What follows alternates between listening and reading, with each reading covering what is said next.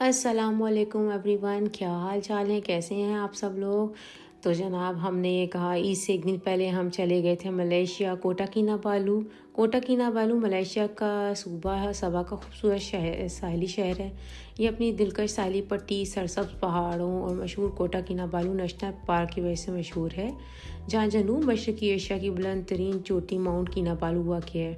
यहाँ का खूबसूरत जज़ायर, सुनहरी साहिल और शानदार ग़ुरूब आफ्ताब से आँखों को अपनी तरफ खींचते हैं। ये शहर मज़ेदार मलेशिया, चीनी, मुकामी गडाजान, दसून सकाफ़तों के इम्तज़ाज की वजह से भी ख़ास शहरियत रखता है। तो जनाब, हम आ गए थे ब्रुनाई बॉर्डर पे, और ब्रुनाई बॉर्डर से मलेशिया का बॉर्डर बिल्कुल 3-4 जगह पे लगता है। ये हम आए थे सेकंड इसका है बॉर्डर। उधर से पहले हम मिरी की तरफ से गए थे, तो अब ये कोटा किनाबालू जाने के लिए हमने सेकंड बॉर्डर लिया था।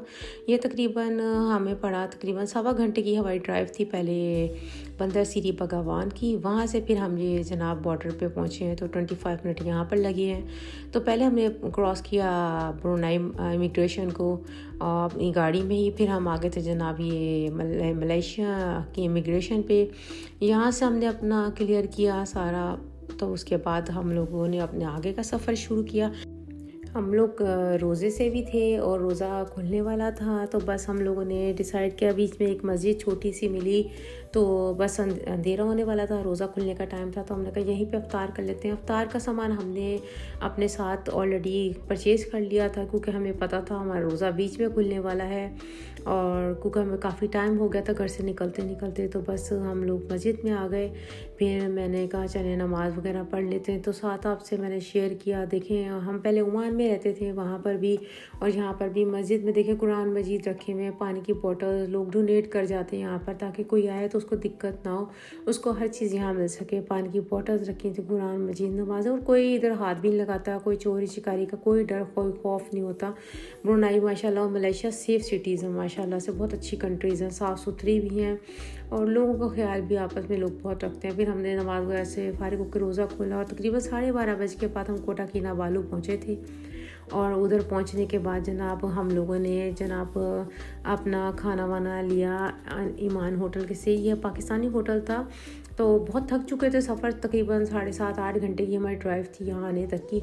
तो बस खाना वाना लिया, खाना वाना लेके हम लस्सी ले ली, और मैंने कहा बुकलेट भी आपसे शेयर कर दूँ ताकि आप लोग देखना चाहें मेन्यू यहाँ का, कभी आए तो यहाँ विज़िट हो। तो खाना बहुत मज़ेदार था, टेस्टी था, और पाकिस्तानी भाई थे, उन्होंने बना के दिया, और बहुत फिर हमें चाय वाय भी पाकिस्तानी मिल गई, तो हम तो बहुत खुश हो रहे थे कि बस खाना मिल गया हमें पाकिस्तानी भी। हम आ गए तो होटल में, ये प्रोमेनेड होटल अपार्टमेंट्स थे, तो हमें यहाँ पर जो हमने गलती से बुक हो गए हमारे अलग अलग अपार्टमेंट, तो अपार्टमेंट वरना हम कोशिश ये करते हैं कि एक अपार्टमेंट भी हमें 2 बेडरूम्स मिल जाएँ।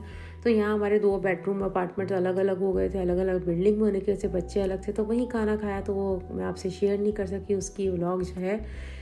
तो हम बीच में चले गए थे जनाब कहीं और, कुंडसंग का मैंने अलग से व्लॉग बनाया है। तो कुंडसंग से वापसी पे हम लोग जो है ना थर्ड डे जो है वो यहाँ रुके दोबारा कोटा किनाबालू, क्योंकि हमने यहाँ पर विज़िट नहीं किया था। तो यहाँ पर फिर हमने ये सुतेरा एवेन्यू अपार्टमेंट्स हैं, ये इधर अपार्टमेंट बुक किया था 2 रूम्स का।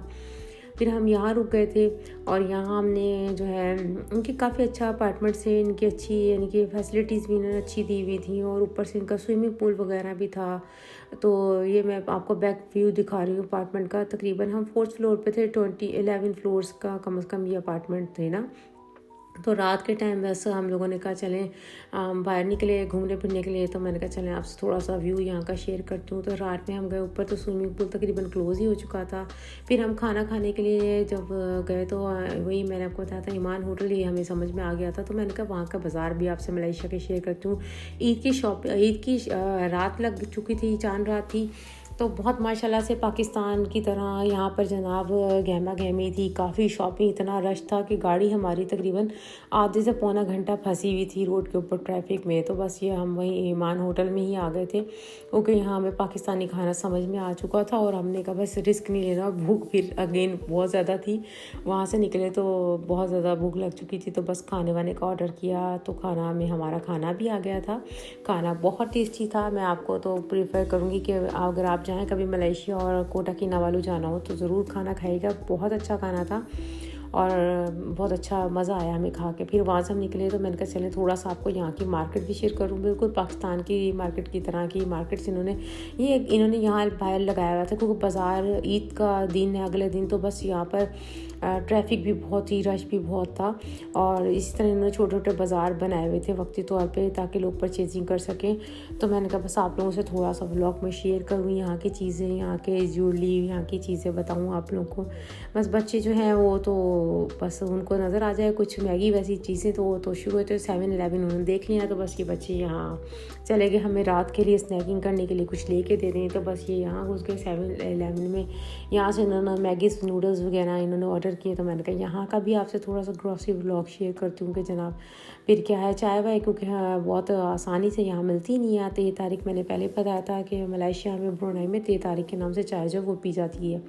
तो पाकिस्तानी चाय आपको अगर पीनी है तो आपको कोशिश करनी है आपने अपनी पत्ती चीनी वगैरह लेके जानी, ताकि आप खुद बना सके। तो मैं भी दूध लेने के लिए आ गई थी कि दूध ले लूँ ताकि घर जाके हम चाय बना के पी सके अपार्टमेंट में। बच्चों ने अपनी मैगीज़ वगैरह ले ली, हमने चाय वगैरह का सामान लिया, फिर हम निकल गए थे।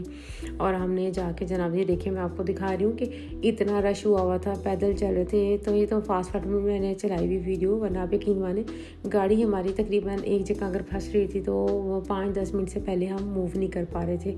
अच्छा खासा रास्ता जैसे पाकिस्तान में चांद रात वाले दिन होता, सेम यही सिचुएशन मलेशिया में थी। बहरहाल फिर हम अपने अपार्टमेंट आ गए थे, तो काफ़ी थक चुके थे क्योंकि सुबह से हम ड्राइव करके वहाँ से कुंटसंग से आए थे। तो फिर मैंने कहा चले हस्बैंड के साथ जाके, बच्चे आइसक्रीम मांगने लगे, पानी की बॉटल्स दीजिए। तो मैंने कहा चलो जाके पानी की बॉटल ले आते हैं, दूध ले आते हैं। तो वहाँ से जाके दूध लिया, पानी की बोतल ली, फिर हमने मार्केट का विज़िट किया। फिर मैंने कहा आप लोगों को चीज़ें दिखाऊँ यहाँ पर थोड़ी बहुत। तो मैं चीज़ें दिखाने लगी। सुबह नाश्ते के लिए हमने थोड़ा सा यहाँ से डोनट्स वगैरह इस तरह की चीज़ें उठा ली थी, ताकि बच्चों को यानी कि खिला सकें नाश्ते में। तो बहरहाल बस इन्हीं चीज़ों को मैंने आपसे शेयर किया। आप लोग एंजॉय करें मेरे व्लॉग को। और यहाँ पर इनको जनाब मॉन्कीज़ वगैरह बहुत पसंद है। ये देखें ज़रा कितने सारे मॉन्कीज़ थे, डिफरेंट तरह के। मैंने कहा बस आपसे भी शेयर करती हूँ। कुछ ज़्यादा ही खूबसूरत मॉन्की भी थे, तो बहुत कलरफुल मॉन्की थे। तो मैंने कहा ये भी आपको दिखाती हूँ। तो आप लोग देखें, एंजॉय करें और इंशाल्लाह चक्कर अगर आपका लगे कभी तो लगाइएगा। कोटा किनाबालू बहुत मज़ेदार शहर था, बड़ा मज़ा आया, हमने बहुत एंजॉय किया।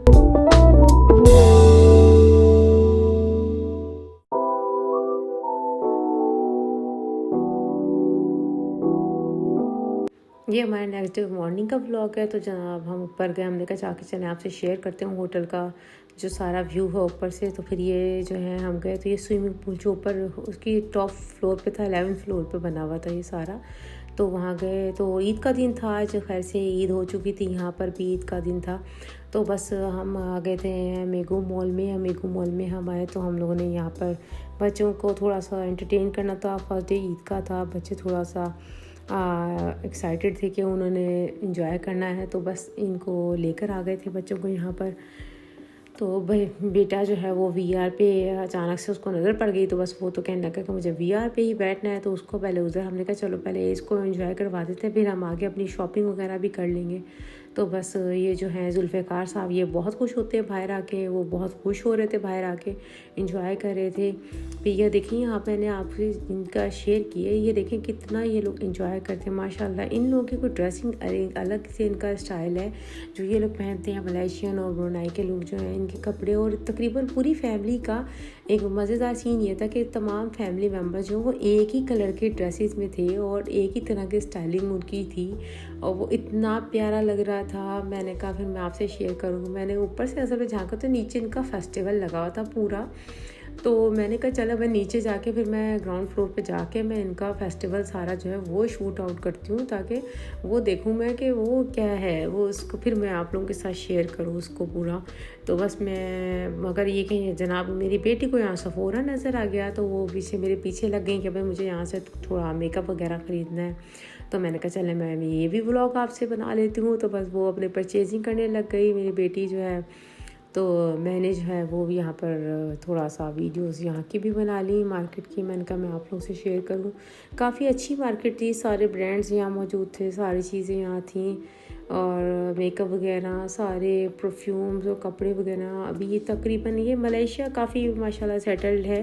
ब्रुनाई को देखते हुए अगर आप ब्रुनाई की बात करें तो ब्रुनाई से मलेशिया बहुत ज़्यादा सेटल्ड है। ब्रुनाई वाले जो हैं वो ब्रांड्स वगैरह उनके आपको नज़र नहीं आएंगे, वो उनके अपने ब्रांड्स हैं और उन्हीं को सेल आउट करते हैं। तो बस ये मैं ग्राउंड फ्लोर पे आ गई थी। जो इनका फेस्टिवल चल रहा था मलेशियंस का, ईद का फर्स्ट डे था। तो देखें सब ने एक जैसी, पूरी फैमिली ने अगर ब्लैक पहना तो ब्लैक पहना है, किसी ने रेड पहना है, तो पूरी फैमिली का एक जैसा कलर है, किसी का ग्रीन है तो किसी का ब्लू, मतलब पूरी फैमिलीज़ का ही सेम कलर था। बच्चों से लेके मदर और पेरेंट्स सब तकरीबन एक ही ड्रेसअप हुए हुए, एक ही कलर के अंदर ड्रेसअप हुए हुए थे और इतना प्यारा लग रहा था, बहुत अच्छा लग रहा था इनका ये जो था। फिर मैंने और मेरी बेटी ने विक्टोरिया सीक्रेट पे सेल लगी हुई थी तो वहाँ से हमने मिस्ट और थोड़ा क्रीम्स वगैरह उठाए अपने लिए और हमने कहा चले हम भी शॉपिंग कर लेते हैं। फिर हस्बैंड जो हैं उन्होंने कहा कि आपको ईदी में क्या चाहिए, तो जनाब मुझे ईदी में मिल गया था मेरा iPhone 16 और मैं तो खुश ही हो गई कि मुझे जनाब उन्होंने कहा आप व्लॉग बनाते हो तो चलो सही है, मैं आपको मोबाइल ही ईदी में दे देता हूँ। तो बस मुझे iPhone 16 गिफ्ट में मिल गया। बस फिर उसके बाद हमने शॉपिंग की और हम घर निकल गए थे। वही तकरीबन हमने रात को यहाँ ब्रुनाई पहुँचे हैं तकरीबन रात के 12 बजे के करीब और 7 घंटे की हमारी ड्राइव थी। वे थके हुए थे तो बीच में हमें ये अंकल बॉब के नाम से खाना मिल गया था। बहुत मज़ेदार बर्गर इनका था, बहुत ज़बरदस्त था। गाड़ी में बैठे बैठे ड्राइव करते खाया था कि हारे ब्रुनाई आया तो टी लीफ से चाय पी। बस यहाँ तक व्लॉग ख़त्म हो गया मेरा। अब हम मिलेंगे आपको सेकंड ब्लॉग में जो हमने कुंटसंग में मलेशिया में बनाया था, उसका अलग व्लॉग है। तो तब तक के लिए इजाज़त दें। अल्लाह हाफिज़।